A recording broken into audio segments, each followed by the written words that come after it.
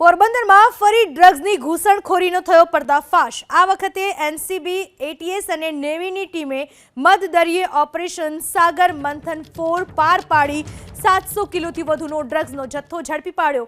પોરબંદરના દરિયામાં બોટમાં ડ્રગ્સ આવતું હોવાની બાતમી દિલ્હી એનસીબીની ટીમને મળી હતી। દિલ્હી એનસીબીની ટીમે નેવીનો સંપર્ક કરીને એક ઓપરેશન મોડી રાત્રે હાથ ધર્યું હતું, જેમાં મધદરિયે એક બોટને આંતરવામાં આવી હતી।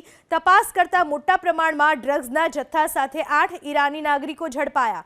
આ આરોપીઓને પોરબંદર એસઓજી કચેરી ખાતે લાવવામાં આવ્યા।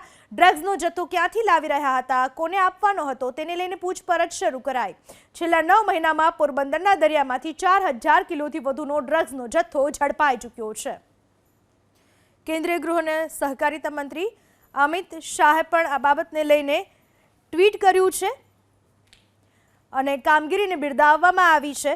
આરોપીઓ પોરબંદર એસઓજી કચેરીમાં જ્યારે લાવવામાં આવ્યા છે ત્યારે અમિત શાહે પણ ગુજરાત પોલીસની કામગીરી, એટીએસની કામગીરી, એસઓજીની કામગીરીને બિરદાવી છે અને ડ્રગ્સના દૂષણને નાબૂદ કરવા માટે આ જ રીતે સરકાર કાર્યરત રહેશે એ પ્રકારની તેમણે નેમ વ્યક્ત કરી છે।